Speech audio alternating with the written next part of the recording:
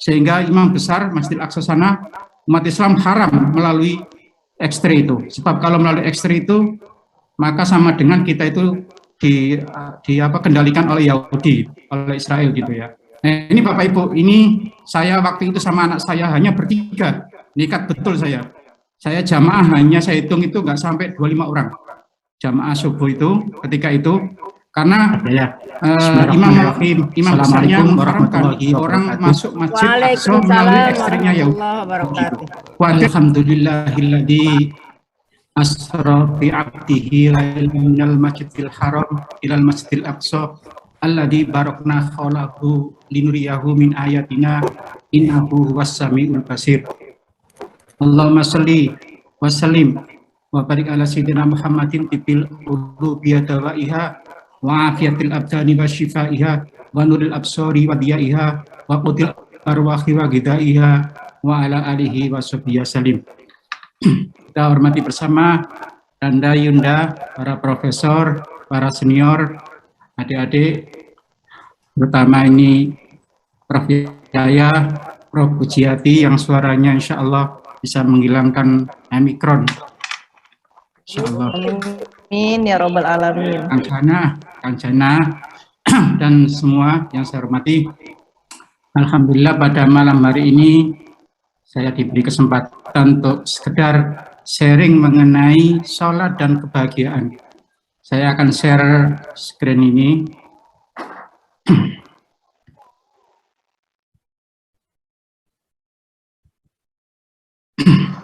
Bapak Ibu, tema yang diberikan pada malam hari ini menggapai bahagia melalui sholat. Ya, begitu kita mendengarkan kata sholat, dan ini kita kaitkan dengan Isra Mi'raj, sholat merupakan hasil daripada rangkaian Isra Mi'raj. Jadi dalam mukadimah saya sebutkan alladzi asra bi 'abdihi lailan minal masjidil haram ilal masjidil aqsa.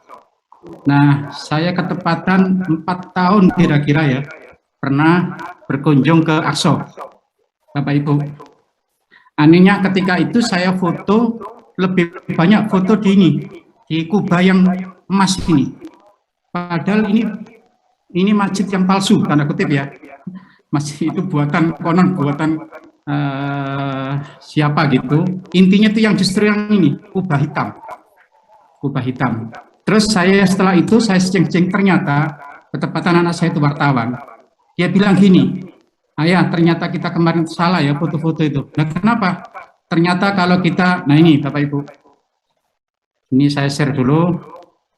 Kalau kita main di Google, nah di Google lalu kita klik ya nama Masjidil Aqsa, kita enter gitu, lalu kita pilih yang gambar atau image ya, maka yang muncul itu adalah yang menara-menara yang apa namanya Kuba yang kuning ini.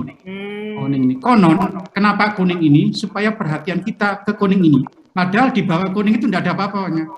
Justru yang ada jejak Nabi Muhammad ketika Mi'raj itu justru di Kuba yang warnanya hitam. Sebetulnya bukan hitam ya warnanya ya. Warnanya apa gitu katanya. Terus kemudian apa? Pudar gitu. Nah ini kuning semua itu yang muncul di Google ini. Nah Bapak Ibu ketika itu saya ke sana, nah ini ketepatan ya, memang ketepatan. Ketika itu ada orang kita yang lagi, saya tunjukkan fotonya. Oke, ketika itu ada orang Islam, konon itu membunuh orang Yahudi, lalu dia masuk ke masjid, dikejar lah itu. Sampai orang Yahudi masuk masjid dan itu melanggar peraturan ya. Gara-gara itu kemudian umat Islam tidak boleh masuk Masjid Aqsa kecuali melalui ekstrinya, sehingga imam besar Masjidil Aqsa sana, umat Islam haram melalui ekstri itu. Sebab kalau melalui ekstri itu maka sama dengan kita itu kendalikan oleh Yahudi, oleh Israel gitu ya. Nah, ini Bapak Ibu, ini saya waktu itu sama anak saya hanya bertiga, nekat betul saya. Saya jamaah hanya saya hitung itu nggak sampai 25 orang. Jamaah subuh itu ketika itu karena imam besarnya mengharamkan orang masuk Masjid Aqsa melalui ekstrinya Yahudi itu. Khawatir seperti di makam Nabi Ibrahim, makam Ismail itu. Jadi seluruhnya kalau kita ke makam Nabi Ibrahim, Nabi Ismail, Ishak itu di mana lupa saya itu harus melalui ekstrinya orang Yahudi. Nah ini semua sholat asar waktu itu ya, sholat maghrib ya di luar sambil apa namanya demo gitu ya, sambil demo itu saya ikutlah. Yang lain nggak berani, kalau nggak boleh geturnya itu nggak boleh, khawatir nanti kena apa-apa. Saya berani aja ya sama anak saya karena saya wartawan. Jadi ini anak-anak saya yang cowok cewek itu, yang cowok itu wartawan di IDN Time. Jadi udah biasa lah. Kira-kira itu ini jejak sedikit ya terkait dengan Mi'raj itu. Nah Bapak Ibu, hari ini kan malam ini kan kita diminta untuk ini diskusi mengenai kebahagiaan melalui sholat. Makanya ini ada 3 peristiwa ya, ada 3 tema, Isra Mi'raj, sholat, kebahagiaan. Nanti kalau apa yang saya sampaikan tentang sholat, sesungguhnya sudah saya pernah menulis di buku saya ini, Teori Kepribadian Perspektif Psikologi Islam.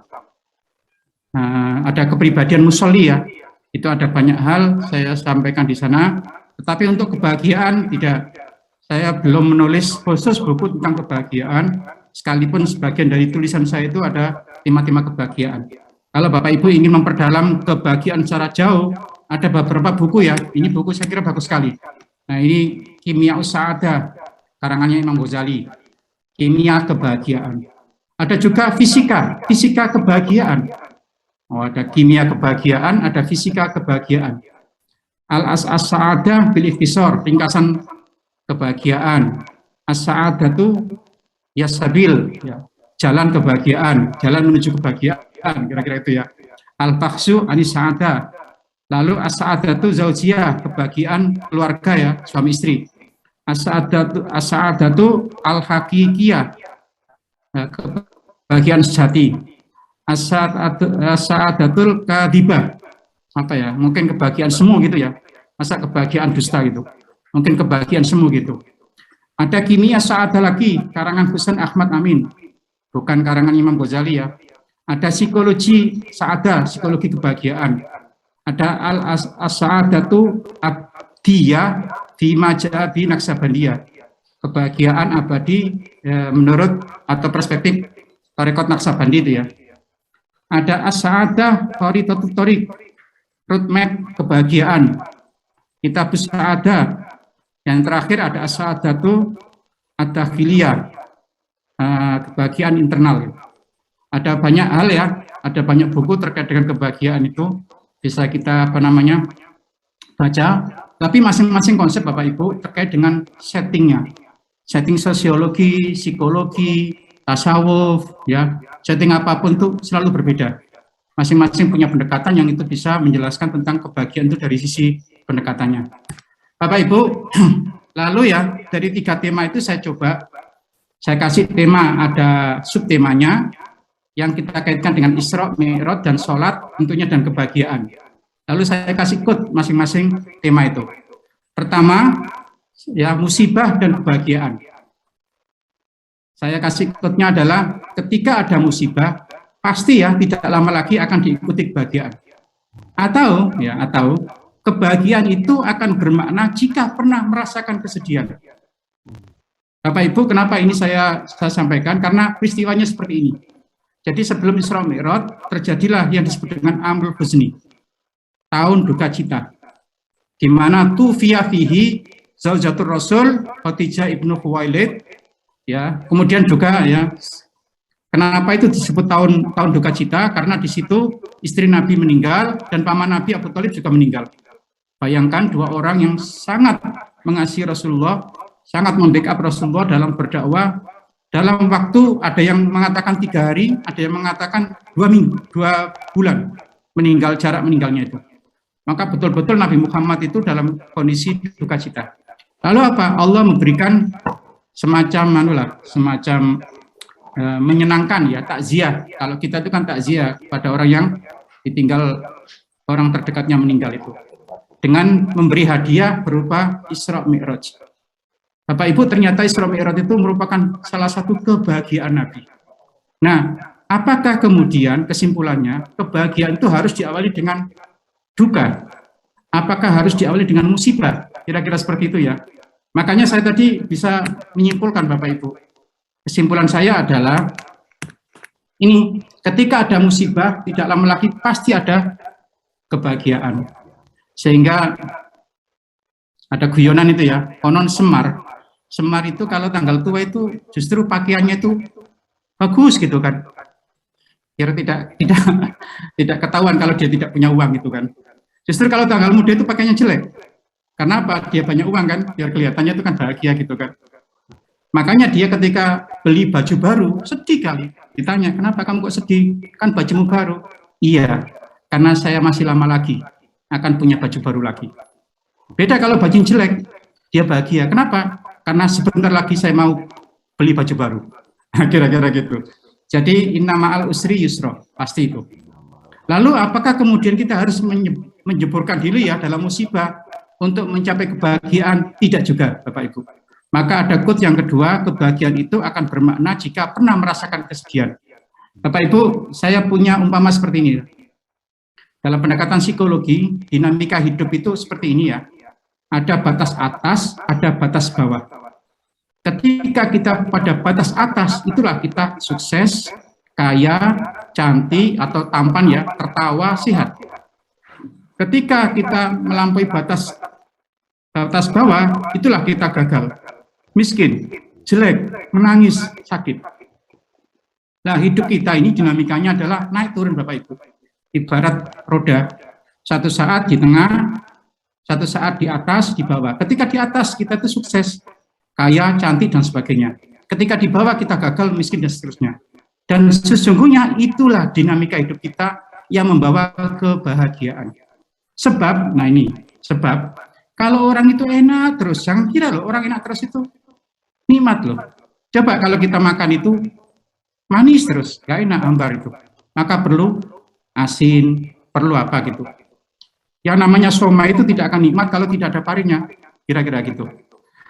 Makanya kalau kita baca bukunya Dana Zohari ya Marsal, dalam bukunya Spiritual Quotient, pernah ada orang namanya Anderson, nama samaran. Dia seorang pengusaha sukses, masih muda, istrinya cantik, punya perusahaan banyak, punya pegawai banyak, sukses semua. Tetapi dalam usia yang masih muda, dia ada disebut dengan kehampaan makna.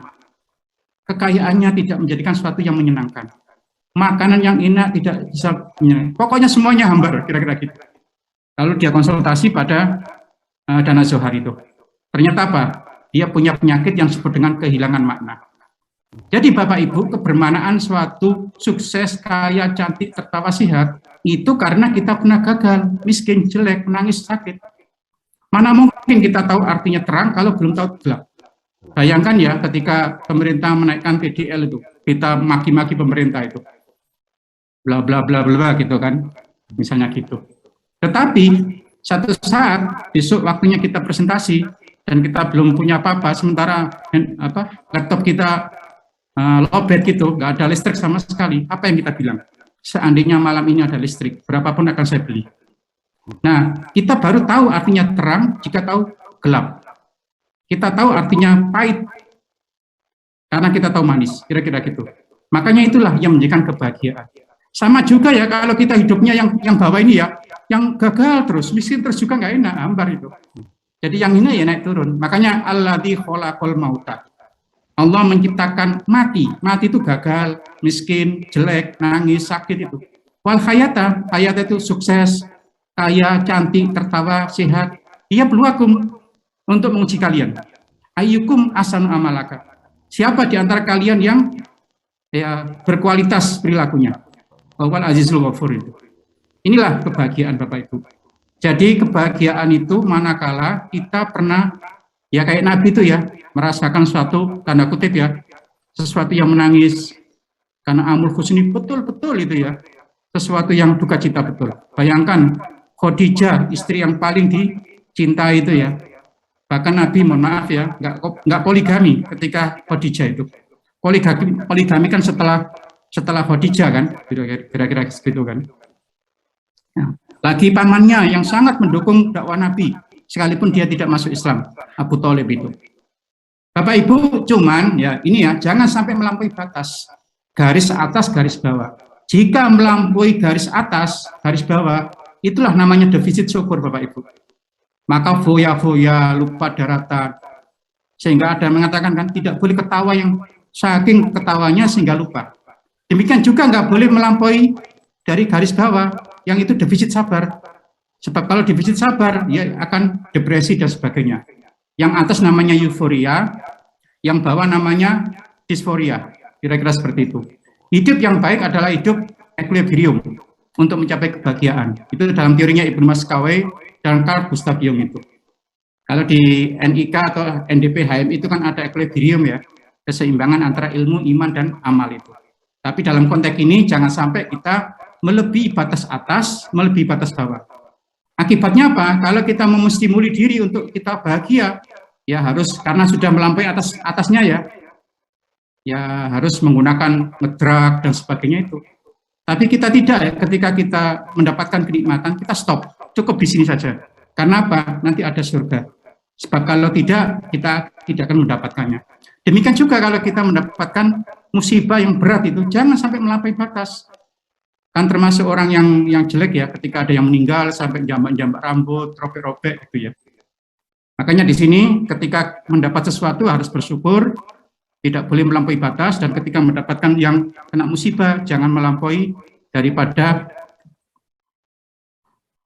ini Prof. Yaya. Katanya semua itu wajib disyukuri, kecuali satu Prof. Yaya. Tidak boleh disyukuri. Istri yang cantik itu nggak boleh disyukuri. Sebab apa? Kalau istri cantik disyukuri, akan ditambah oleh Allah. La in syakartum la azidannakum wa la in kafartum inna adzabi lasyadid. Kenapa Prof. Puji kok tawa itu? Jadi nggak boleh ya. Jadi bapak-bapak kalau mau poligami, tanya dulu pada istrinya, Bu, perlu enggak Bapak bersyukur menikahi ibu yang cantik ini? Oh perlu Pak, wajib. Alhamdulillah. Itu artinya adalah satu izin boleh poligami itu. Karena akan ditambah oleh Allah itu. Jadi ini Bapak Ibu, jadi quotes saya adalah hidup bisa bahagia kalau pernah merasakan ya mungkin penderitaan, kesedihan dan sebagainya. Karena itulah jadi nikmat. Bahagia terus akan hambar, sedih terus juga hambar. Justru dinamika itu akan jadi bagus. Oke ya, ini yang pertama, ambil dari kisah kenapa Nabi Muhammad di Isra Mi'rajkan, karena ada Amrul Husni tadi. Yang kedua Bapak Ibu, prasyarat kebahagiaan. Ini dari Isra Mi'raj dan salat ya. Bapak Ibu, quote-nya adalah iman, ilmu, ekonomi, teknologi adalah prasyarat kebahagiaan. Kenapa demikian? Coba kita lihat. Ketika ya Bapak Ibu, Nabi Muhammad Isra Mi'raj, di mana ketika itu Nabi menjemput sholat, kira-kira itu, ada prasyarat hidup yang harus dilalui. Pertama, peristiwa yang dilalui oleh Nabi adalah beliau dibelah dadanya oleh malaikat Jibril, lalu mensucikan hatinya dengan air Zam-Zam, untuk kemudian diberi iman dan hikmah. Setelah itu kemudian Nabi ditemani 3 hal, yaitu Jibril, Mikail, Buraq. Jadi kira-kira seperti ini. Dengan bermodal iman, Bapak Ibu, lalu apa? Dibekali Jibril. Jibril itu apa? Simbol kekuatan ilmu, pengetahuan, dan informasi. Karena Jibril itu fungsinya adalah menyampaikan wahyu. Itulah kekuatan ilmu, pengetahuan, dan informasi. Mikail, simbol kekuatan ekonomi. Buraq, simbol kekuatan teknologi. Jadi kira-kira prasyarat hidup kita itu akan hebat jika kita memiliki 3 hal ini. Kekuatan ilmu, pengetahuan, dan informasi, kekuatan ekonomi, dan kekuatan teknologi. Tetapi tetap harus dilandasi dengan iman. Tanpa iman akan kacau. Pengetahuan, ya karena kata siapa, yang namanya penelitian itu objektif. Objektif bagi siapa? Ya salah, kalau ada sesuatu yang menguntungkan, publish. Kalau tidak dipublish. Memang dia tidak merekayasa data, tetapi kan yang tidak menguntungkan kan tidak dipublish. Berarti itu kan sudah tidak objektif lagi gitu kan. Itu ilmu pengetahuan ya. Ekonomi apalagi Bapak Ibu? Ekonomi ya. Gara-gara ekonomi semuanya kan, makanya ada hadis kadal fakru ayyakuna kufron, bahwa orang kalau punya iman yang kuat ya ekonominya harus kuat, sebab kalau tidak itu akan mendekati kekufuran. Buraq, barkun, simbol teknologi kan. Kita ini kan baru konsumen, bukan produser itu, Bapak Ibu. Jadi kira-kira ya, kalau kita ingin mencapai kebahagiaan, 4 hal ini jangan lupa ini, iman, ilmu, ekonomi, dan teknologi. Nah masalahnya ketiga hal ini, coba ilmuwan-ilmuwan itu, psikolog, sosiolog, ekonom, hampir orang-orang Yahudi itu, yang kalau filsafat ya, dulu zaman-zaman dulu ya, tapi belakangan itu ya orang-orang Yahudi. Ekonomi apalagi kan, ada 30 orang-orang terkaya di Indonesia itu. Ada kalau tidak salah 4 yang namanya Arab itu pun tidak semua agama Islam. Apalagi teknologi kan, kira-kira seperti itu. Bapak Ibu, coba kita lihat ini. Nah, sedikit saya ingin menjelaskan, kalau istilah happiness, sebetulnya dalam psikologi, itu adalah kondisi positif yang dirasakan oleh individu dan dia melupakan hal-hal yang negatif dalam hidupnya. Baik masa lalu, masa kini, masa depan. Itu happiness, kebahagiaan. Tetapi kalau well-being atau kesejahteraan, itu hanya masa kini saja. Nah, kecenderungan happiness, kebahagiaan dalam makna barat itu masa kini semua. Sementara kita tidak hanya masa kini, masa lalu dan masa depan. Makanya bisa jadi kita bilang, ya sudahlah sekarang saya miskin nggak apa-apa.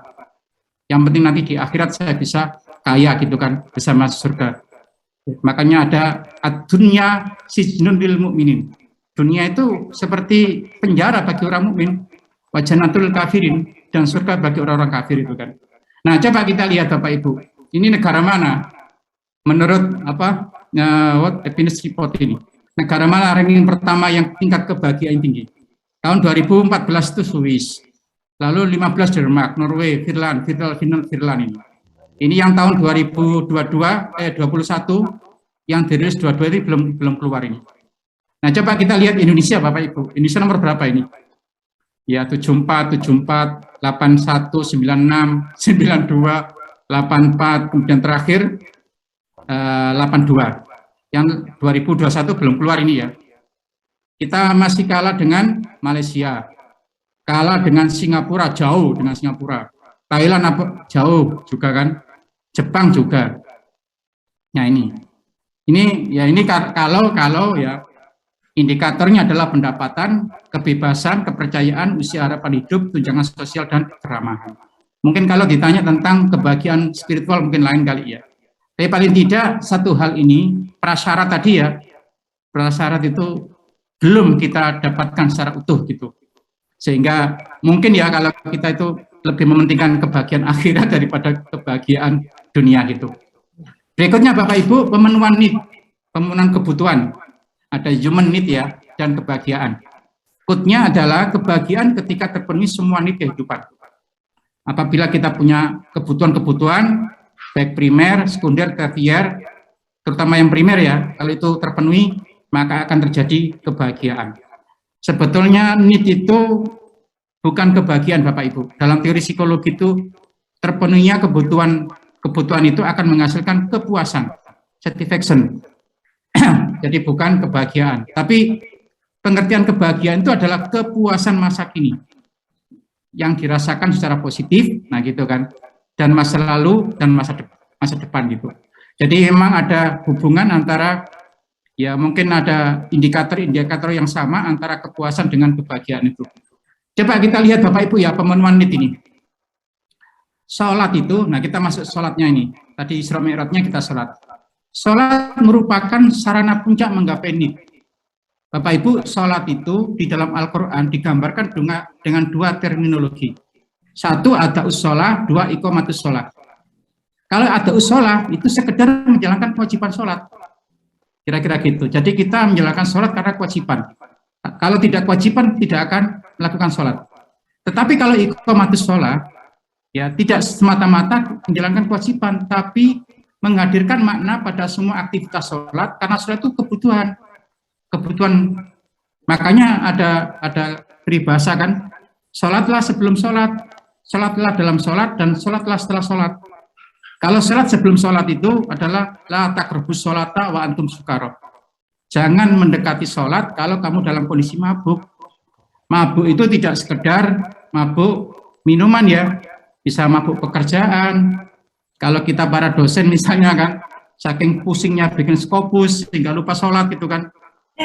Takbir masih ingat Scopus, sudah terbit Scopusnya discontinue dan seterusnya, itu mabuk semua itu.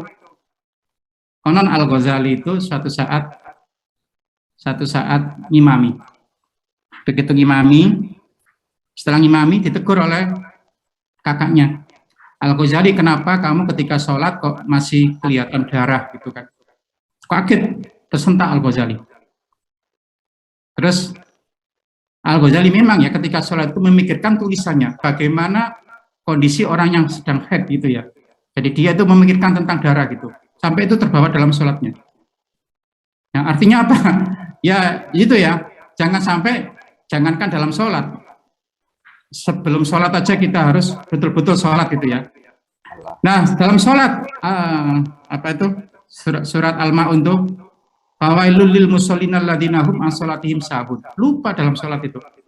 Bacaannya bacaan sholat, pikirannya, perasaannya kemana-mana gitu ya. Dan sholatlah setelah sholat. Inna sholata tanha anil fahsya wal munkar. Kalau setelah sholat kita tidak bisa memberikan sesuatu pada masyarakat sosial dengan bagus, berarti kita sholatnya setelah sholat belum bisa. Nah Bapak Ibu, ketika kita memenuhi sholat itu sebagai kebutuhan ini, maka itulah akan menggapai kebahagiaan. Ini membandingkan Bapak Ibu, ada dua model versi need itu. Kalau dalam kebutuhan menurut Abraham Maslow, dalam psikologi itu ada 5. Fisiologis, rasa aman, rasa cinta, harga diri, dan aktualisasi diri. Fisiologi itu sandang, pangan, papan, dan seks. Ya, saya kira ini boleh saja kita gunakan teorinya Abraham Maslow ini, bahwa kebutuhan dasar fisiologis apa-apa, tapi diislamkan. Jangan hanya mentah-mentah, sandang, pangan, papan, tapi mengabaikan yang haram. Ya, tidak mengindahkan yang halal gitu ya. Seks silakan, tapi apa? Harus nikah. Kira-kira seperti itu. Rasa aman dan seterusnya. Tetapi kebutuhan dalam Islam yang akses itu ada namanya asasul khamsah. Ada 5 kebutuhan dasar, yaitu hifdzuddin, menjaga agama. Lalu hifdzun nafas, menjaga jiwa atau menjaga diri ya. Hifdzul akal, menjaga akal. Hifdzun nasl, keluarga. Hifdzul mal, Bapak Ibu. Ini hierarki. Jangan sampai kebutuhan-kebutuhan ini dibalik-balik. Ya, kebutuhan agama harus lebih utama dibanding kebutuhan diri. Akal demikian. Contoh misalnya ya, ada orang mau melahirkan. Mau melahirkan itu adalah hifdzun nasl, menjaga keluarga. Lalu kemudian dia dalam posisi apa gitu, dia harus menggunakan, kalau dulu kan bukan bius ya, dulu kan harus minum Homer gitu kan. Sesungguhnya minum Homer itu kan merusak akal kan, tapi nggak apa-apa, diperbolehkan. Karena apa? Kalau tanpa itu nanti nyawanya akan hilang, maka diperbolehkan. Karena apa? Hifdzun nafas lebih penting daripada hifdzul akal. Itu contohnya itu. Nah, Bapak Ibu, mestinya ini urutan, hierarki. Kalau ingin mencapai kebahagiaan, utamakan kira-kira gitu ya, kebutuhan akan spiritual happiness ini. Yang kedua, physical and psychological happiness, dan seterusnya ini. Namun, nah ini lucunya ini, Prof. Puji, ini hasil penelitian saya ini. Coba kita lihat. Waktu saya katakan gini, berilah nomor urut kebutuhan berikut ini. Saya acak ya. Ternyata hasilnya dari 813 responden, menjaga agama nomor 1, menjaga jiwa nomor 2. Nah, ini tertukar, nomor 3 dan 4 tertukar. Kalau suruh nikah sama suruh kuliah, mendingan nikah dulu. Kalau punya anak dengan kuliah, punya anak dulu. Nah, terus kemudian yang terakhir, hifdzul mal. Ini kalau suruh ngurut. Tetapi kalau saya acak, saya banding-bandingkan itu, lucu jadinya. Coba seperti ini. Saya tidak tahu ya, ini kalau Prof. Yayan misalnya punya tas branded gitu. Lalu tas branded, ya, dari mobil mau masuk ke kampus misalnya ya, ketepatan tidak ada payung gitu. Kira-kira tas brandednya dikempit supaya tidak kena hujan, atau tas brandednya itu dibuat payung. Dalam hasil penelitian saya ternyata apa? Mereka lebih suka tas atau kopinya diapit. supaya tidak kehujanan, supaya tidak rusak. Lebih penting apa ya, menjaga harta benda dibanding dengan menjaga kesehatan. Padahal mestinya kan kalau tidak ada payung kan tas itu dibuat payung untuk. Nah itu yang pertama. Terus kita nggak pernah ketemu ya, misalnya ketemu siapa ini ya, saya ketemu Kang Jana. Kira-kira kalau saya ketemu Kang Jana itu, Kang, ayo Kang makan di warung sana Kang. Kira-kira ngomongnya enak dan murah, atau saya, Kang, ayo ke sana, sehat dan halal. Kira-kira makannya apa? Pasti, ayo makan di sana, kenapa? Enak dan murah. Tidak pernah bicara enak ke sana apa? Sehat dan halal. Nah, lagi saya tanya lagi, penentuan mahasiswa terbaik karena indeks prestasinya atau karena akhlak sosial? Akhlak. Nah ini lebih lucu lagi ya. Lebih lucu lagi. Lebih sedih mana ketinggalan HP di rumah dengan ketinggalan sholat maghrib? Kalau ke kampus ketinggalan HP, sedihnya bukan main. Pasti bisa balik itu. Tapi kalau ketinggalan sholat maghrib, ya berlalu gitu aja, nggak ada sedih gitu. Apalagi ketinggalan HP di rumah, HP-nya penuh dengan rahasia, khawatir dibuka istrinya, wah semakin kacau itu. Oke, itu bagi laki-laki. Sekarang bagi perempuan, enak mana punya suami selingkuh yang tidak ketahuan dengan suami poligami ketahuan? Ternyata dipilih apa? Selingkuh yang tidak ketahuan. Karena apa? Tidak ada implikasi finansial dan malu. Sementara kalau poligami ketahuan itu malu secara sosial dan nanti ada pembagian waris. Nah, mencari pasangan memperhatikan status kekayaan atau kecerdasan ibadah. Memilih pimpinan karena serangan fajar atau karena sholat fajar. Ternyata ketika ini saya banding-bandingkan terhadap 813 responden, ngaco itu hasilnya. Ngaco. Tidak seperti yang tadi, bahwa hierarkinya itu mestinya seperti ini ya Bapak Ibu. Nah ini ya, seperti ini. Mestinya seperti ini ya. Ternyata ngaco. Makanya kesimpulan saya dalam konteks ini, ya dalam kondisi normal, orang itu nggak mau agamanya itu di nomor 2 kan ya, harus nomor 1. Tetapi dalam kondisi tidak normal ya lupa agama itu posisinya dimanapun gitu. Padahal need kita, human need kita itu adalah sebagusnya ya menurut ini, hierarki dalam asasul khamsah ini, untuk mencapai kebahagiaan itu. Karena itulah yang lain ya, apa sih artinya happy, financial happiness, kalau ternyata spiritual happiness-nya itu lemah gitu, kira-kira gitu. Bapak Ibu, lalu selanjutnya adalah, nah ini berikutnya, keseimbangan kebahagiaan personal dan komunal. Quote-nya adalah kebahagiaan sejati ketika dinikmati bersama. Oke ya Bapak Ibu. Nah, konon Bapak Ibu, dalam cerita itu ketika Nabi Muhammad itu Mi'raj, lalu bingung Nabi Muhammad itu, apa yang harus saya baca ya ketika nanti ketemu dengan Allah, kira-kira gitu. Lalu kemudian inilah ada kata-kata ini, at-tahiyatul mubarakatus salawatut thayyibatulillah. Begitu itu diucapkan Nabi, lalu apa? Allah memberi salam pada Nabi. Assalamu alaika ayyuhan nabiyyu wa rahmatullahi wa barakatuh. Konon Bapak Ibu, dalam cerita itu Nabi Muhammad protes. Ya Allah, kenapa engkau hanya memberikan aku salammu? Bagaimana umatku? Bagaimana orang yang mengikutiku, mengikuti sunnahku? Itulah kemudian Nabi Muhammad mendengarkan ada tambahan salam itu. Assalamu alaina wa ala ibadillahi sholihin. Bapak Ibu, itulah kira-kira syafaat Nabi itu ya, pertolongan Nabi sampai kita itu dibela-belain kira-kira gitu. Supaya Nabi Muhammad tidak hanya mendapatkan kebahagiaan individual personal, tapi juga kebahagiaan bersama. Seandainya Muhammad itu seorang yang individualis, mungkin setelah Isra Mi'raj itu nggak mau turun, sudah mendapatkan kenikmatan sejati. Beda dengan cerita malaikat Nabi Idris itu, konon ke surga nggak mau kembali itu katanya. Kira-kira seperti itu ya. Nah Bapak Ibu, ini diteruskan kemudian kita lihat ya, sholat itu artinya dua, ada makna lughawi, ada makna istilahi. Kalau makna lughawi, sholat itu doa itu adalah untuk memperoleh kebahagiaan personal. Ya, dalam doa itu ada harapan, hope. Orang itu kalau dalam kondisi menderita, Bapak Ibu, dalam psikologi, salah satu cara untuk bisa menghindari penderitaan itu adalah punya harapan masa depan. Ada dua teori ya dalam psikologi itu, ada teori masa lalu, teori masa depan. Kalau menurut Abraham Maslow, orang yang bagus adalah orang yang mampu mengaktualisasikan apa yang dimiliki. Berarti itu masa lalu yang diaktualisasikan. Tapi kalau Rogerian itu orang yang bisa bagus apabila dia punya cita-cita.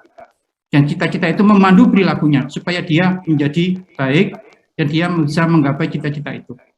Maka orang hidup karena hope itu.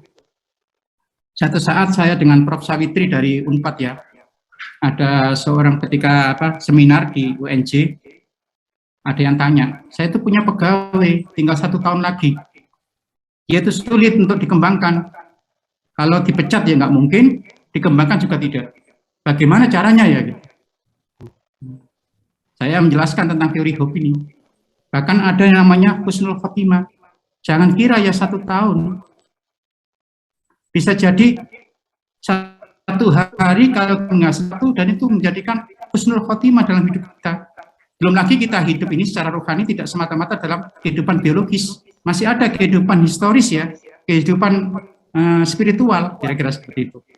Bapak Ibu, dalam sholat itu juga ada kebahagiaan melalui katarsis, munajat, curhat ya, kira-kira gitu.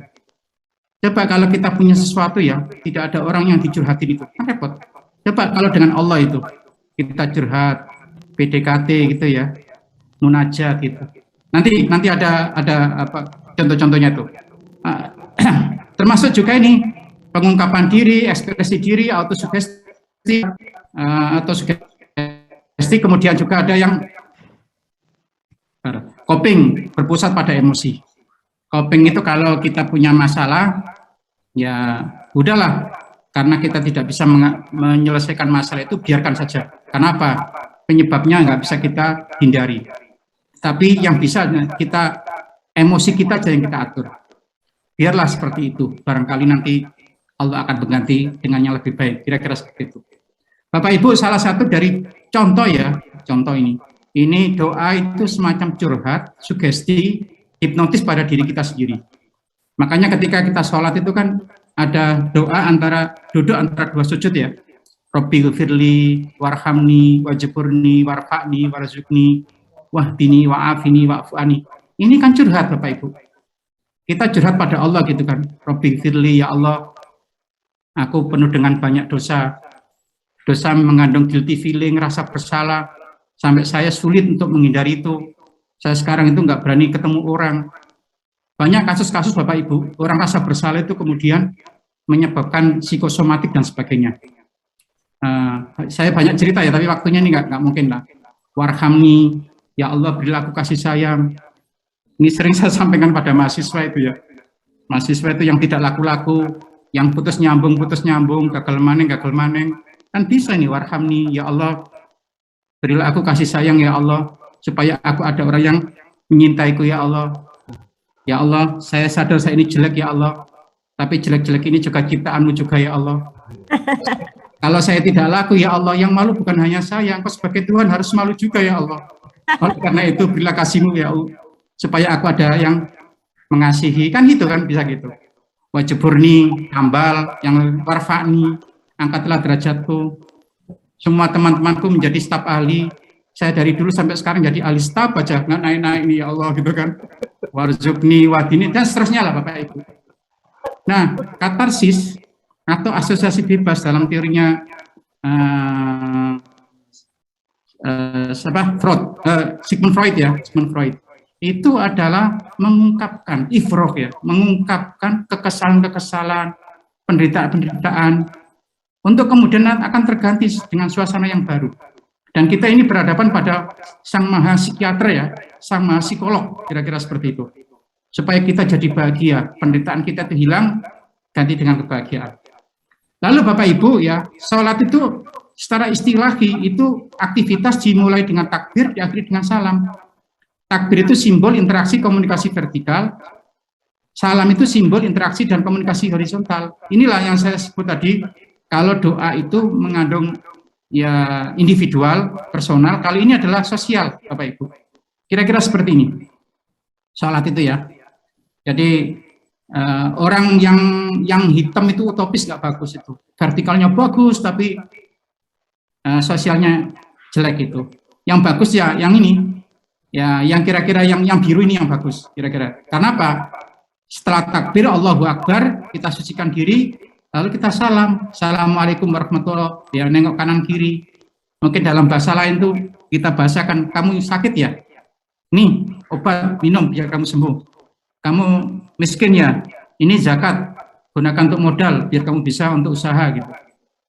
Makanya inna sholata tanha fahsya'i munkar. Disitulah ya Bapak Ibu, kenikmatan individual akan berujung berakhir pada kenikmatan atau kebahagiaan sosial itu.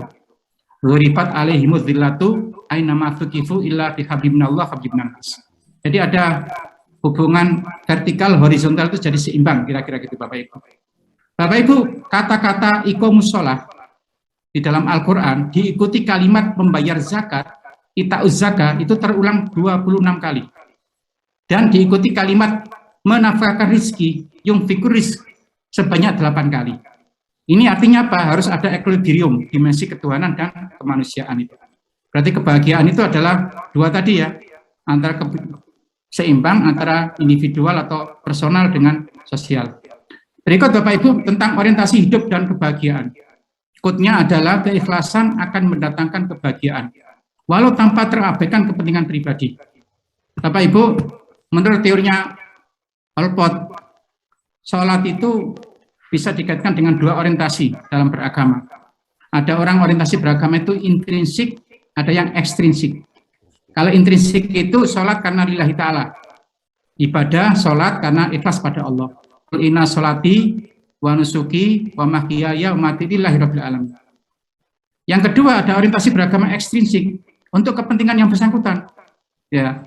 Dan ternyata Allah memberikan peluang dua-duanya. Makanya ya dalam konteks ekstrinsik ini, ekstrinsik ada sholat hajat, duha, istikharah, tahajud, istisqa. Ya itu sholat 2 rakaat sebelum subuh itu kan untuk kepentingan manusia itu. Fungsinya apa? Penyelesaian konflik batin.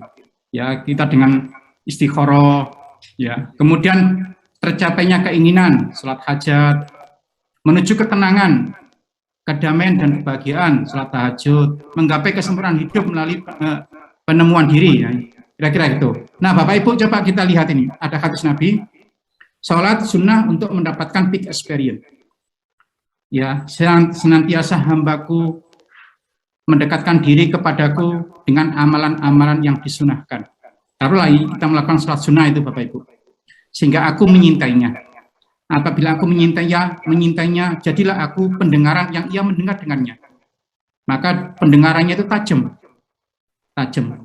Ya, dia tidak akan mendengarkan hoax, nggak akan itu. Karena apa? Pendengar Allah itu sudah memilah-milah kira-kira gitu ya. Jadilah aku penglihatan yang ia melihat dengannya. Jadilah aku tangannya yang ia memukul dengannya. Jadilah aku kaki yang ia berjalan dengannya. Apabila ia meminta, maka aku beri, dan apabila ia minta izin, maka aku kasih izin. Bapak Ibu, lalu kita ada ini sholat hajat. Sholat hajat itu kan untuk kepentingan kita dalam rangka kebahagiaan kita. Makanya di akhir itu ya, mana ini ya, wala hamman illa farajtahu, ya tidak ada kesusahan kecuali Allah akan membahagiakannya. Wala hajatan iyalaka ridho illa qadaitahu. Apabila ada hajat yang itu diridhoi Allah, maka akan diselesaikan, dikasih solusinya, kira-kira gitu. Kemudian juga ada sholat duha dengan doa-doanya ini.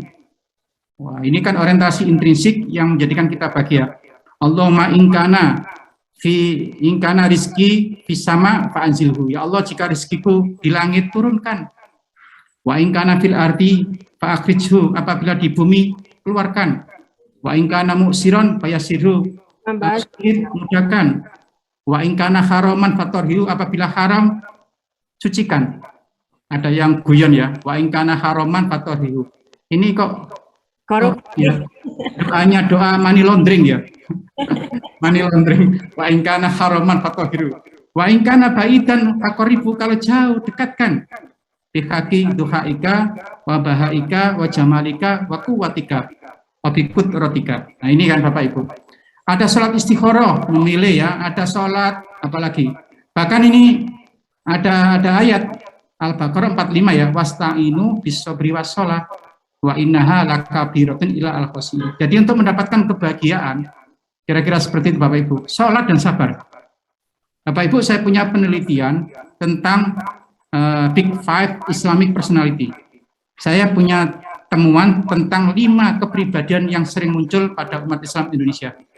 Big Five Islamic Personality. Ada 24 kepribadian ya, istiqomah, syukur, qanaah, sabar, dan seterusnya. Ternyata yang pertama sabar. Yang kedua mahabbah atau cinta. Yang ketiga jud atau dermawan. Yang keempat takwa. Dan yang kelima tawaduk yang kelima itu Bapak Ibu. Jadi sabar itu segala-galanya itu. Makanya sabar di sini ya digandengkan dengan sholat, karena itulah yang mendatangkan kebahagiaan, kira-kira seperti itu. Lalu Bapak Ibu, relaksasi diri dan kebahagiaan. Quote-nya adalah kebahagiaan akan dirasakan ketika pikiran, perasaan, dan tindakan menjadi rileks. Bapak Ibu, dalam sholat itu kan ada tumak nina. Tumak nina itu adalah terkait dengan anggota tubuh, pikiran, dan perasaan. Sehingga orang kalau sholat itu ada tahanus, ekstasi, melalui gerakan, ucapan, dan niat itu. Sampai Ali bin Abi Thalib ketika dipanah kan, terpana lambungnya dicabut sakit. Lalu apa dia bilang, saya sholat dulu ya, ketika sholat tolong cabut itu. Dan itu tidak merasa sakit itu. Makanya Nabi Muhammad kalau capek Bapak Ibu, beliau mengatakan, ya Bilal, wahai Bilal, arif Nabi sholat. Kita rileks sejenak dengan sholat. Ya Bilal, akimis sholat, warif nabiha. Wahai Bilal, dirikanlah sholat dan kita rileks dengannya. Malah Nabi rileksnya dengan sholat ya. Kita kan enggak ya, malah kalau capek rileksnya tidur gitu kan. Nabi enggak, malah rileksnya dengan sholat. Bapak. Makanya sholat itu mendatangkan tumak nina. Ala bidzikrillah tatma'innul qulub. Sholat itu kan dzikir. Dzikir itu bisa menenangkan. Dan tenang itu bisa menghasilkan roha. Roha itu rileks. Makna tumak nina itu sukunu ba'da harokat bikaisu yastakiru kul adha mahallahu. Tumanina adalah diamnya setelah gerakan. Sekira badan ini menetap pada tempatnya. Jadi berhenti sejenak ketika rukuk, qiyam, ya i'tidal ya, kemudian sujud, julus dan seterusnya itu Bapak Ibu. Nah, ternyata relaksasi fisik melalui gerakan sholat itu dapat membantu sistem pencernaan, melancarkan aliran darah sampai ke otak, ya pergerakan sendi, peregangan tubuh dan pengendalian otot perut itu. Lalu Bapak Ibu, dalam sholat itu kan ada 3 pilar, ada 3 domain ya, ada fi'liyah, qauliyah, dan qalbiyah. Fi'liyah itu psikomotorik yang akan menghasilkan sa'adatul jismiyah, kebahagiaan jasad. Kapan kita mendapatkan kebahagiaan jasad? Apabila seluruh tubuh ini mampu bergerak, berfungsi sebagaimana mestinya. Ya tadi dalam perspektif orang-orang kedokteran ya, kalau kita sholat dengan sempurna, gerakan kita itu akan menolong kita untuk perbaikan tubuh kita itu. Ada qauliyah, pikiran kognitif, bisa sa'adatul akliyah, kebahagiaan intelektual. Ada qalbiyah, afektif, sa'adatul nafsiyah. Sehingga Bapak Ibu ya, kalau diri kita itu kita penuhi sholat, ini kan ya ini sering yang kita dengar itu, orang Jepang namanya Masaru Emoto, dia pernah meneliti tentang reaksi air ketika dia distimuli dengan beberapa stimulus. Kalau air itu distimuli dengan tanpa doa, hasilnya seperti itu. Tapi kalau dikasih doa, itu seperti itu. Ya. Kalau dikasih ucapan terima kasih, seperti mahkota raja. Kalau diumpat-umpatin, ya kau membuat aku sakit, aku akan membunuhmu. Gak karu-karuan itu. Kalau distimuli dengan cinta dan pujian seperti itu. Apalagi tubuh kita. Ya, apalagi tubuh kita dimulai dengan toharo, wudhu dulu, suci dari hadas, lalu kemudian kita menghadap kiblat, ya dengan orientasi penuh dan pada waktu yang tepat gitu ya. Pokoknya semua syarat-syarat itu pasti ya, pasti molekul-molekul dalam diri kita itu ya pokoknya komponen-komponen dalam tubuh kita itu akan jadi bagus gitu. Konon dalam diri manusia itu kan banyak DNA ya, ada DNA B, A, C, D, S itu. Saya enggak ahli ini ya, tapi pernah saya dijelaskan oleh teman saya. Mohon dikoreksi nanti kalau ada yang ahli kedokteran, Bapak Ibu. Karena struktur kita, ini struktur DNA. Ada warna, ada struktur. Kalau kita dalam kondisi depresi gitu ya, kusam gitu warnanya, dan putus-putus. Salah satu cara untuk mengembalikannya ya dengan sholat. Dengan sholat itu maka kita akan kembali lagi. Kira-kira gitu. Makanya kadang-kadang orang kan kalau kita lihat auranya kayak apa gitu ya. Kadang-kadang kita itu ada chemistry dengan apa gitu. Nah sholat itulah kira-kira yang menjadikan aura kita itu lain gitu ya. Bapak Ibu kemudian ini terakhir ya. Tadi sholat itu kan ada 3 pilar itu.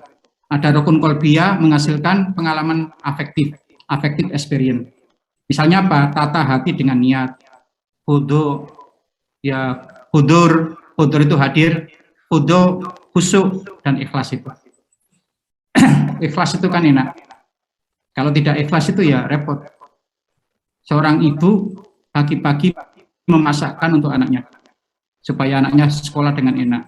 Ketika masak, tangannya teriris dengan pisau yang tajam, berdarah, sakit.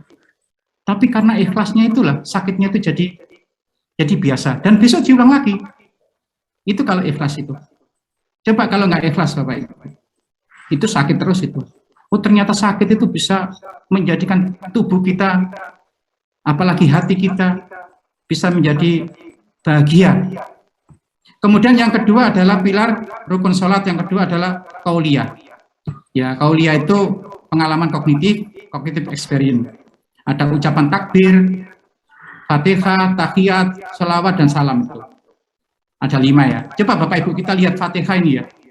Fatihah itu kok kita baca Fatihah nggak pernah bosan ya. Ternyata Bismillahirrahmanirrahim diakhiri dengan ya mim.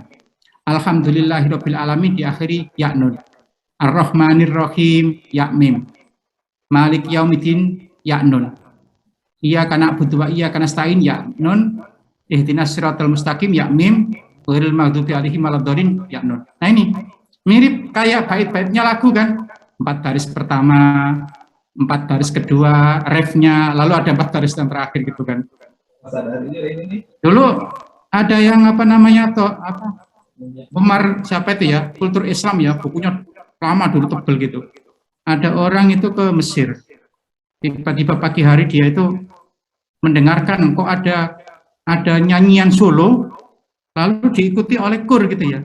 Ternyata setelah diselidiki itu adalah sholat waladolin amin gitu ya. Lalu apa? Itu dipraktikkan di opretnya. Dulu kan teknologi film itu kan belum canggih, masih operet itu ya. Ternyata apa? Ada orang nyanyi solo, lalu diiringi dengan kur gitu ya. Wah itu jadi opretnya jadi terkenal itu. Itu terinspirasi dari sholat. Nah, apalagi Fatihah, kemudian di sini ada komunikasi ilahiyah ya dalam Fatihah itu. Karena itu ada semacam dialog ya. Ya. Qala wa ta'ala qasamtu sholata baini wa baina abdi. Aku membagi sholat antaraku dengan hambaku. Nisfaini dengan 2 bagian. Wali abdi masa'ala. Bagi hambaku apa yang diminta. Wa itola abdu, bila seorang hamba mengatakan alhamdulillahirabbil alamin, maka Allah mengatakan hambaku telah memujiku. Apabila hambaku mengucapkan ar-Rahmanir-Rahim, Allah Ta'ala berfirman, hambaku memujiku. Apabila hamba mengucapkan Maliki Yaumiddin, ya Allah berfirman, hambaku telah memuliakanku dan telah menyerahkan urusan kepadaku. Apabila mengucapkan iyyaka na'budu wa iyyaka nasta'in, Allah berfirman, hada baini wa baina abdi. Ini adalah antaraku dan antara hambaku. Wali abdi masalah. Bagi hambaku adalah apa yang dia diminta. Qala ihdinas siratal mustaqim siratal ladzina an'amta 'alaihim ghairil maghdubi 'alaihim waladdallin. Qala hadzali abdi. Ini bagi hambaku, wali abdi masalah. Bagi hambaku apa yang diminta. Terakhir Bapak Ibu, pilar yang ketiga adalah rukun fi'liyah, gerakan. Bisa menghasilkan pengalaman psikomotorik atau psikomotorik experience. Dalam bentuk qiyam, membungkuk atau ruku, berdiri, tegak, kemudian sujud dan duduk dan tahiyat. Ini gerakan-gerakan ini Bapak Ibu ada yang digunakan dengan gerakan senam itu. Jadi enak itu ya. Jadi Jadi bagus itu. Saya kira itu Bapak Ibu, mudah-mudahan bermanfaat. Sebetulnya saya ingin menjelaskan ya konsep bahagia itu kayak apa, tapi karena waktunya dan nanti mungkin bisa diperjelas oleh Prof. Solihin tuh. Terima kasih, mohon maaf. Assalamualaikum warahmatullahi wabarakatuh. Waalaikumsalam warahmatullahi wabarakatuh. Terima kasih Prof. Abdul Mujib yang sudah memberikan ilmunya kepada kita. Para peserta kajian, kalau ada pertanyaan ditunda dulu ya. Dan terima kasih. Mungkin bisa saya sampaikan asail a'lam minal mas'ul gitu ya. Yang tanya lebih tahu daripada yang ditanya. Ini forum sharing aja. Terima kasih Prof. Dudung ya. Tadi banyak juga memberikan pada kita semua itu. Cuma saya ini kan orang psikologi ya. Orang psikologi itu menganggap seluruhnya itu adalah proses, menganggap seluruhnya adalah pelatihan, pendidikan, kira-kira seperti itu. Sifatnya lebih persuasif, tidak seperti orang syariah, orang fikih ya, yang hukuman hal haram, kira-kira gitu, lebih ke persuasif. Sampai pada ketika sholat, qad aflahal mu'minun alladzina hum fi sholatihim khoshi'un. Khusyuk itu kan perantara ya, artinya gini, dengan sholat yang khusyuk itu akan mencapai kebahagiaan. Akan sulit mencapai kebahagiaan hakiki jika sholatnya sekedar sholat tanpa khusyuk itu. Tapi apapun untuk mencapai ke sana itu sebuah proses. Nggak mungkin itu adalah hasil. Bukan hasil yang kita kejar, tetapi proses itu. Ibarat kalau kita makan, banyak ikan itu banyak durinya atau banyak tulangnya ya. Ya sambil kita menyisihkan durinya atau tulangnya sambil kita makan dagingnya. Tidak mungkin kita itu hanya mengambil dagingnya terus, ya tidak kita makan, kita sisihkan. Nanti kalau sudah hilang durinya atau tulangnya baru kita makan. Terlalu lama itu, terlalu lama. Jadi proses itu. Jadi salat justru wala tamutunna illa wa antum muslimun itu menunjukkan bahwa kita semua adalah proses untuk mencapai ke sana. Dan Allah la yukallifu nafsan illa wus'aha, kira-kira gitu. Allah tidak akan beri beban pada orang di luar kemampuannya. Itu yang pertama.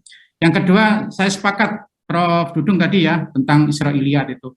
Makanya saya tidak mau masuk ke cerita Israiliyat itu. Saya buruk, saya gambarkan sebagai simbol teknologi. Barkun itu kan artinya kilat kan. Kilat kita ini kan teknologi kilat. Kita ini kan zoom ini kan pakai cahaya. Bahkan ada teori dalam psikologi itu quantum learning. Bagaimana dengan kuantum, ya, teori fisika kan, energi kali kecepatan cahaya kuadrat. Berapa kecepatan cahaya? Kurang lebih 300.000 km per detik. Itu cahaya mati, apalagi cahaya hidup. Manusia punya ruh, citranya cahaya. Malaikat tercipta dari nur, itu juga cahaya. Kecepatannya luar biasa. Artinya dari sisi itu ya, berkun teknologi masih memungkinkan. Apakah dalam bentuk saya kadang-kadang juga miris ya, masa yang namanya buruk itu adalah kuda yang berkepala wanita cantik. Sampai ada yang menginterpretasi, oh Nabi Muhammad dalam perjalanan spiritualnya itu suka ya ditemani perempuan yang bertenaga kuda gitu ya. Sampai ada yang bilang gitu. Itu kan bahaya juga kan itu kan. Saya ingin menghindari hal-hal yang seperti itu, makanya saya sebutkan sebagai satu ke teknologi kecepatannya ya, nggak tahu teknologinya pakai apa gitu. Karena kita aja dengan Zoom ini ya, dari Aceh sampai dari Papua itu bisa menyatu dalam satu tempat, satu waktu, tanpa membutuhkan waktu yang sangat lama ini. Nah, kira itu kan teknologi barkun itu, kilat atau cahaya itu. Nah, itu kira-kira seperti itu. Nah, Bapak Ibu, terkait dengan apa yang disampaikan pertanyaan Prof. Dudung tadi, ayo kita belajar bersama ya. Saya juga ya, khusyuk itu belajar bagi saya itu. Ini ada apa namanya? Ini saya kaifiyatul khusyuk fi sholati. Bagaimana tata cara khusyuk dalam sholat itu? Pertama itu hudrul qalbi. Hati kita harus fokus ya, hadir bahwa kita itu dalam kondisi sholat. Nah, saking hadirnya kadang-kadang terbalik. Kunci yang sebelum sholat itu kita tidak tahu tempatnya di mana. Begitu sholat malah ingat. Oh iya ya, kuncinya di sono ya gitu. Bahwa alam itu. kok jadi ya seperti itu ya? Kok jadi lucu ya dengan sholat itu. Nah, hudrul qalbi itu kan sebisa mungkin kita menghadirkan hati, hadirkan pada Allah gitu ya. Ada istilah ihsan kan? Ihsan itu ka'annaka Allah tarahu fa ilam takun tarahu fa innahu yaraka. Seolah-olah kita itu melihat Allah. Kalau kita tidak melihat Allah, sesungguhnya Allah yang melihat kita. Nah, hudrul qalbi itu diumpamakan seperti itu. Lalu yang kedua, istiqdarul wuqufi bainiyatillah. Ya, kita tidak ada yang kita pikirkan, tidak ada yang kita hadirkan, kecuali ya kita itu di sisi Allah gitu. Lalu as-sholatu fi awali waktu. Saya tidak tahu ya, kenapa waktu sholat itu menjadi catatan di sini untuk untuk menjadikan sholat itu khusyuk. Mungkin kalau saya tidak tahu ya, kalau saya misalnya malam-malam capek, ketiduran, belum sholat Isya, itu biasanya mimpi itu mimpi buruk gitu. Apa juga gitu ya? Kalau kita sholat tidak pada waktunya, ya mungkin awal waktu ya, awal waktu. Kemarin saya baru pulang dari Solo kemarin. Ya, mendingan daripada bisa jamak di sono, mendingan jamak di sini, kira-kira seperti itulah. Karena ya kita kan naik pesawat belum tentu selamat kan, kira-kira gitu. Jadi as-sholatu fi awali waktiha itu juga penting. Lalu tadabbur Al-Qur'an fi shalah. Kita apa yang kita baca itu kita ingat-ingat apa sih maknanya, kira-kira gitu. Baru saja saya membimbing seorang dokter mengambil mengenai neuroscience bacaan sholat. Bacaan sholat. Ternyata ada gelombang alfa yang membedakan mereka yang paham dengan yang mereka tidak paham. Ada gelombang otak yang berbeda. Hanya saja kelemahannya kalau pendekatan kita pendekatan kognitif dalam teori penalaran moral reasoning, tidak berarti orang yang paham itu kemudian orang itu melaksanakan, merasakan gitu. Contoh, banyak orang tahu kalau rokok itu berbahaya, tapi tetap merokok. Nah, itu juga kelemahan dari kognitif. Kecuali kalau kemudian tadabbur Quran itu sudah pada tingkat hati ya, pada tingkat perasaan, tidak semata-mata kognitif itu. Berikutnya at-ta'ani fi shalah. Ya, kita tenang. Makanya ada tumak nina itu. Tumak nina dalam sholat itu kan. Lalu kemudian soalullah khusyuk fi shalah. Kita minta pada Allah ya untuk menjadikan sholat kita khusyuk. Kira-kira seperti itu. Apapun ini kan sulit kan, ya minta pada Allah, mudah-mudahan kita dikasih kekhusyukan. Tarkul taharruk wal iltifat. Ya, kita menghindari atau meninggalkan gerak dan noleh-noleh gitu kan. Harus mungkin fokus, itu bagian dari ketenangan. Khusyuk itu kan tidak ada gerakan. Jangan seperti anak autis itu kan. Anak autis itu disinyalir tidak lebih dari berapa menit gitu ya, itu sudah nggak bisa duduk manis, nggak bisa berdiri manis gitu kan. Terakhir tadzakurul maut ya, kita mengingat mati. Bahkan ada yang menerjemahkan dengan bahasa sederhana, seolah-olah kita sholat yang terakhir, seperti itu. Lalu Imam Ghazali menyarankan untuk latihan sholat khusyuk itu bisa jadi lampunya dimatikan atau mata merem gitu ya, seperti itu. Tapi wallahu alam semua kita baru belajar. Saya yakin kok kita malah mengatakan bahwa kita khusyuk itu justru itu tidak khusyuk.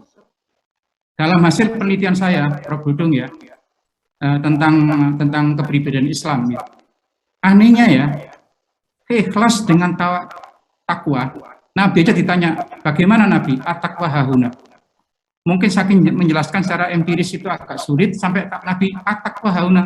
Takwa itu di sini, sambil menunjuk ke dadanya itu kan. Artinya apa?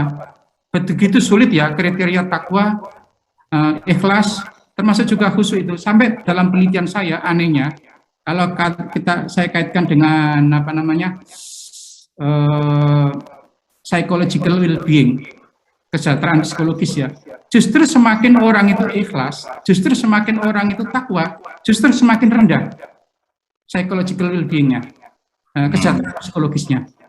Terus kenapa ya? Akhirnya saya, oh iya, di buku saya itu sudah tahun 2006 yang lalu sudah saya tulis, ada beberapa kepribadian yang bisa diukur, tapi ada beberapa yang tidak bisa diukur. Di antaranya adalah ikhlas dan takwa. Ternyata betul. Begitu saya ukur, hasilnya apa? Koefisiennya itu negatif. Artinya apa? Semakin orang itu ikhlas, semakin orang itu takwa, semakin jelek psychological well-being. Berarti apa? Kalau dia menganggap ikhlas, sesungguhnya dia tidak ikhlas. Kalau dia menganggap takwa, sesungguhnya dia tidak takwa. Karena Nabi aja at-taqwa hahuna, sama dengan khusyuk. Jadi kalau ada tadi yang bertanya, bagaimana dengan pelatihan salat khusyuk? Bisa saja itu sebagai suatu proses. Tapi kita tidak bisa mengklaim bahwa itulah salat khusyuk itu. Karena begitu kita mengklaim itu salat khusyuk, menurut saya bukan khusyuk lagi. Ya itu seiring dengan penelitian saya sampaikan itu. Makanya intinya adalah kita belajar bersama. Ini satu proses, ya proses itu kan. Ada guyonan kan, ada seorang pembantu di mana pada pagi harinya bosnya itu melihat sepatunya itu kotor. Loh, pembantu, kenapa sepatu saya kotor, nggak kau bersihkan? Tuan, ini kan waktunya hujan. Toh kalau saya bersihkan, saya lap sepatu tuan, toh nanti akan kotor juga. Kata tuannya, ya sudah kalau gitu. Jadi tuannya itu pakai sepatu yang kotor itu. Begitu tanggal muda, waktunya bayaran, nanya, loh tuan, biasanya kan tanggal muda saya dapat bayaran. Mana bayaran saya? Untuk apa? Tanya. Ya untuk makan, biar saya kenyang. Lah untuk apa saya kasih kamu upah? Toh untuk makan, toh nanti lapar lagi. Gak usah, ngapain buang sia-sia aja. Itu satu perumpamaan, analogi kita adalah semuanya dalam proses itu. Ya Allah, saya yakin ya la yukallifu nafsan illa usaha itu. Artinya apa? Sholat itu bisa dilakukan oleh semua level. Dari orang yang baru masuk Islam hanya disuruh baca Fatihah saja, sampai orang yang paling tinggi tingkatannya gitu. Dan Allah akan lebih tahu mana. Untungnya ya kok alladzina hum fi sholatin khoshi'un itu. Bukan apa? Bukan fasih ya, orang yang fasih dalam bacaan sholat itu. Khusyuk. Sementara khusyuk itu kan sangat spiritual sekali gitu. Saya kira itu Prof Yaya ya untuk sharing sama Prof Dudung tadi itu. Makasih Prof Dudung. Ya, terima kasih Prof Abdul Mujib.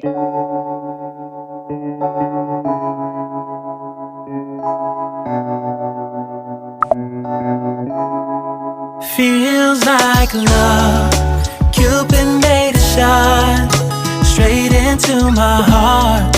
Now I'm falling fast and my world's expanding. Feels like love, even though we're kinda nervous together.